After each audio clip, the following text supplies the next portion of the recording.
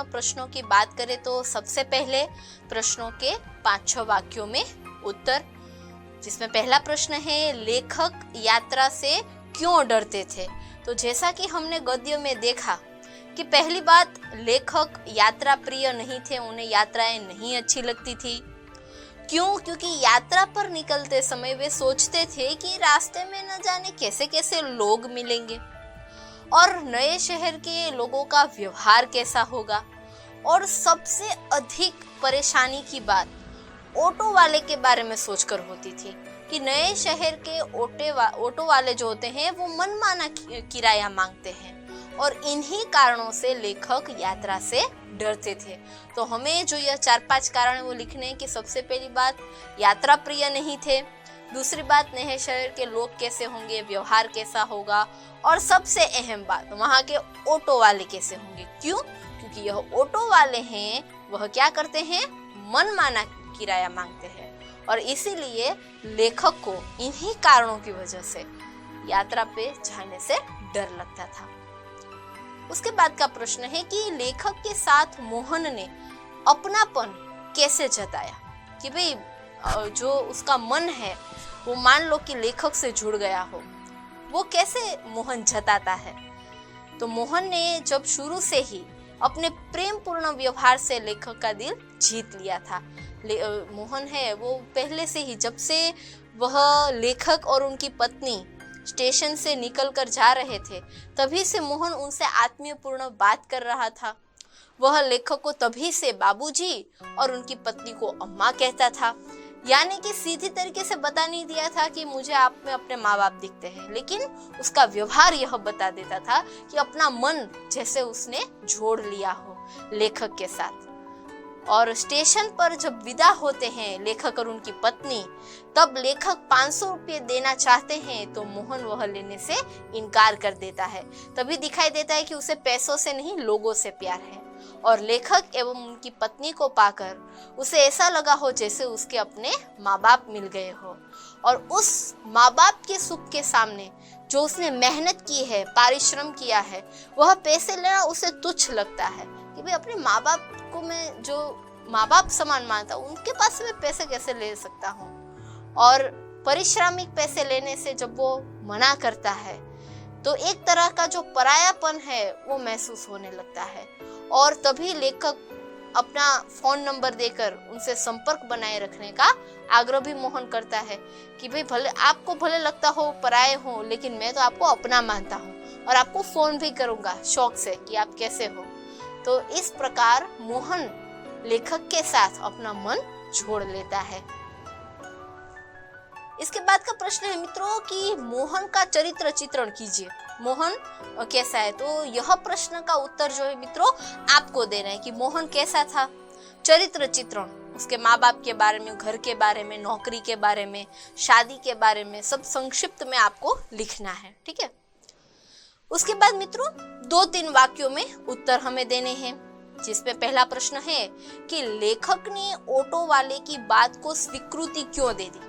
यानी कि सभी ऑटो वालों पूछ रहे थे कहाँ जाना है, तो लेखक जवाब नहीं दे रहे थे, लेकिन मोहन को क्यों स्वीकृति दे दी थी।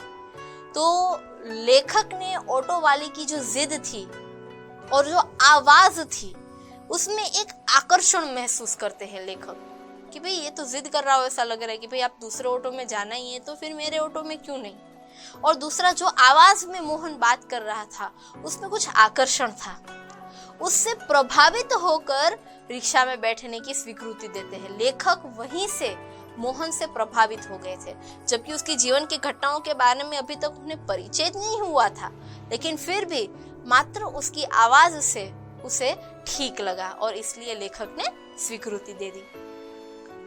उसके बाद हमें प्रश्न पूछते हैं कि घंटे भर तक अपना इंतजार करने वाले ऑटो वाले के बारे में लेखक ने क्या महसूस किया। जब लेखक हॉस्पिटल से निकले, 1 घंटा बीत चुका था, फिर भी मोहन वहीं राह देखकर खड़ा था, जबकि लेखक ने कहा नहीं था, फिर भी। और जब यह घटना बनती है तो लेखक को क्या महसूस होता है। तो तभी जो शुरुआत में ही हमने देखा कि लेखक को यह ऑटो वाले कुछ पसंद नहीं थे, अंट शंट लगते थे, लेकिन यह मोहन जो था वो एक ऐसा ऑटो वाला था जो अन्य ऑटो वाले की अपेक्षा कुछ और था उसमें। लेखक को लगता था कि जैसे वह उसके अंदर घर कर गया हो, अपना बना लिया हो, ऐसा लगता था।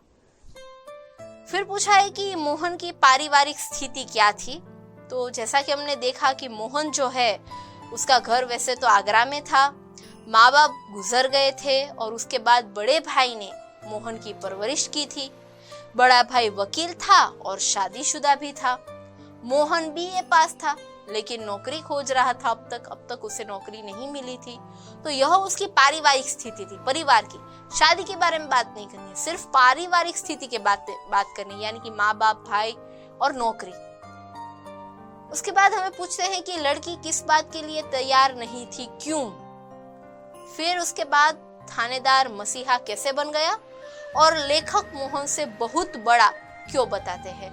यानी कि यह 3 प्रश्न के उत्तर जो हैं मित्रों वह आपको देने हैं हमारे गद्य के संदर्भ में, ठीक है। जो लड़की है वो किस बात के लिए तैयार नहीं थी और क्यों नहीं थी, थानेदार को मसीहा क्यों कहा जाता है और लेखक मोहन को बहुत बड़ा क्यों बताते हैं। तो यह 3 प्रश्नों के उत्तर जो हमने गद्य पढ़ा है उसके संदर्भ में आपको लिखने हैं। उसके बाद मित्रों एक वाक्यों के उत्तर के बारे में चर्चा करें तो पहला प्रश्न है कि लेखक को ग्वालियर क्यों जाना पड़ा। तो देखा हमने कि हॉस्पिटल के लिए, एक डॉक्टर से मिलने के लिए।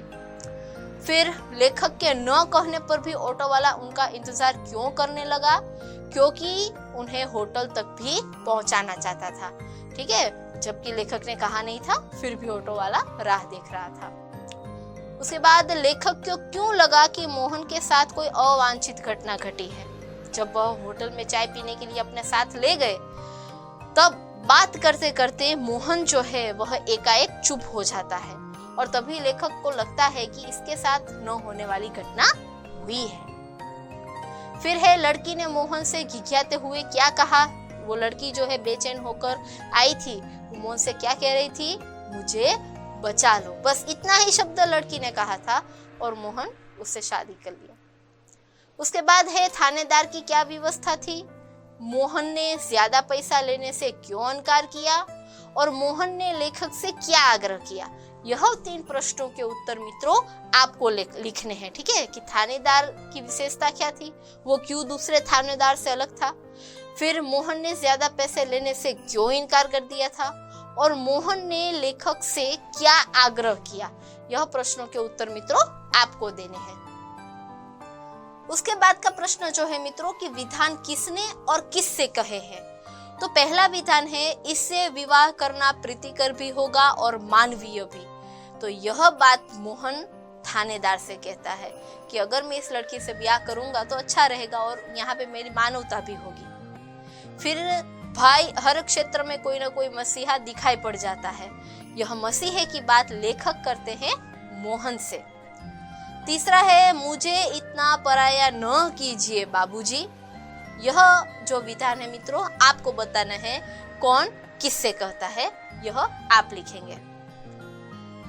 उसके बाद है मित्रों एक शब्द में उत्तर, जिसमें पहला प्रश्न है मोहन कहाँ का रहने वाला था। तो जैसा कि हमने देखा आगरा का। दूसरा मोहन लड़की को कहाँ ले गया, पुलिस स्टेशन। जब लड़की आई घिघियाती हुई तब मोहन ने क्या किया, उसे पुलिस स्टेशन ले गया। उसके बाद है थानेदार ने लड़की की शादी किससे करवा दी। तो वो भी हमने देखा मोहन से। लेखक ने मोहन को कितने रुपए देना चाहा, 500 रुपया। उसके बाद है रिक्त स्थान की पूर्ति, जिसमें पहली रिक्त स्थान है चाय पान के साथ हमारी खाली जगह वार्ता शुरू हो गई। जैसे ही चाय पीने बैठे तो कौन सी वार्ता शुरू हो गई, पारिवारिक, एक दूसरे के बारे में, जबकि मोहन ही अपने बारे में सब बता रहा था। फिर है ज्ञात हुआ कि डॉक्टर ने खाली जगह का जगह जो है वो बदल दिया था। तो वो भी हमने देखा क्लिनिक, डॉक्टर ने अपनी क्लिनिक की जो जगह थी वो बदल दी थी। और फिर मेरे माँ बाप एक खाली जगह के साथ मुझे बेच रहे थे। तो यह वाक्य जो लड़की बोलती है किसके साथ बेच रहे थे, अधेड़ के साथ। तो इस प्रकार मित्रों यहाँ पे जो प्रश्नों की बात की वह केवल आपके अभ्यास के लिए थे। इनसे बढ़कर कोई और भी प्रश्न या रिक्त स्थान या एक शब्द हमें पूछ सकते हैं। तो उसके लिए आपको गद्यों को फिर एक बार सुन लेना है, पढ़ लेना है, ताकि आपको पूरे गद्य की जानकारी मिल जाए और किसी भी प्रश्न के उत्तर आप अपनी तरीके से दे सकें।